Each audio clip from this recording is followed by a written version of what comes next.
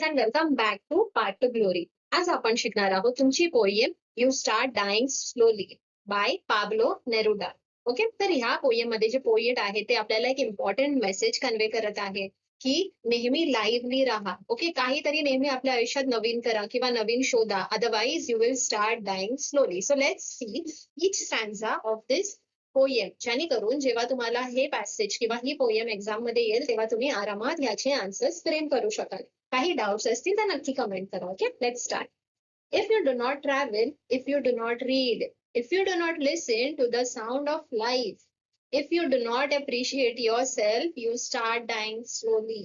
तर जर तुम्ही प्रवास नाही केला म्हणजे ट्रॅव्हल नाही केलं, वाचन नाही केलं, नेहमी काहीतरी नवीन नाही शिकलात, वाचलात नाही, ओके, हे तुमच्या शाळेचे पुस्तकं नाही बोलत आहे, तर जे वेगवेगळे रायटर्स असतात किंवा ऑटोबायोग्राफी असते, आपल्या जीवनाची कथा असते किंवा स्टोरीज असतात वेगवेगळे, ते जर तुम्ही नेहमी वाचत नाही राहिलात, अपग्रेड नाही केलात स्वतःला, then what happens? You will start dying slowly. Okay? If you do not listen to the sounds of life and do not appreciate yourself, तर कधीच आपण जे आपलं आयुष्य आहे, आपण काय करतो आहे, आपण कसं जगतो आहे ते नाही बघितलं, स्वतःची प्रशंसा नाही केली, अप्रिसिएशन म्हणजे प्रशंसा करणे, ओके, ते नाही केलं, स्वतःवर प्रेम नाही केलं, तर काय होणार? You will start dying slowly. When you kill your self-esteem, when you do not let others help you, you start dying slowly. तर सेल्फ एस्टीम म्हणजे काय? A feeling of being happy with your own character and ability and self-respect. म्हणजे स्वतःवरती प्रेम करणं, ह्याला selfishness नाही म्हणत, तर सेल्फ एस्टीम असं म्हणतात. ओके, की स्वतःची काळजी घेणं, स्वतःला जपणं. जर तुमचं सेल्फ एस्टीम जे मॉरल्स आहे ते तुम्ही जर जपले नाही आणि जर तुम्ही दुसऱ्यांची मदत नाही घेतली, then you start dying slowly.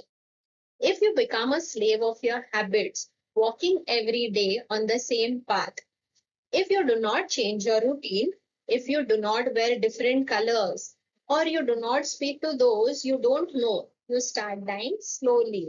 If you become a slave of your habit, slave म्हणजे काय? तर गुलाम, आपल्या सवयींचे गुलाम. जर चांगल्या सवयी नाही लावल्या आणि वाईट सवयी कंटिन्यू करत राहिला, त्याचे गुलाम झालात आणि जर रोज जे करताय तेच तेच करत राहिलात, काहीच तुम्ही तुमचं रुटीन चेंज नाही केलं, वेगवेगळे कलरचे कपडे किंवा जे आपल्याला आवडतं ते नाही घातलं, आणि if you do not speak to those you don't know, जर आपण नेहमी त्याच लोकांमध्ये राहिलो, बाहेरच नाही पडलं, जग बघितलं नाही, इतरांशी बोललो नाही, then what happens?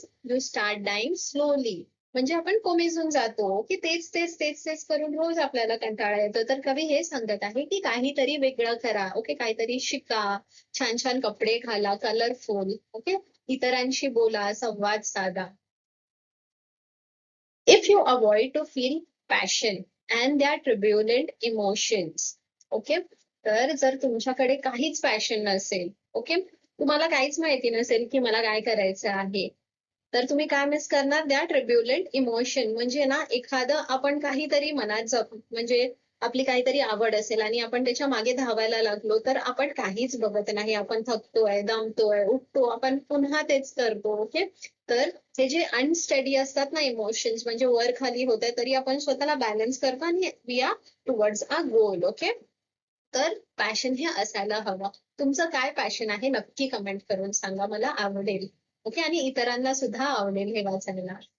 Those which make your eyes glisten and your heart beat fast, you start dying slowly.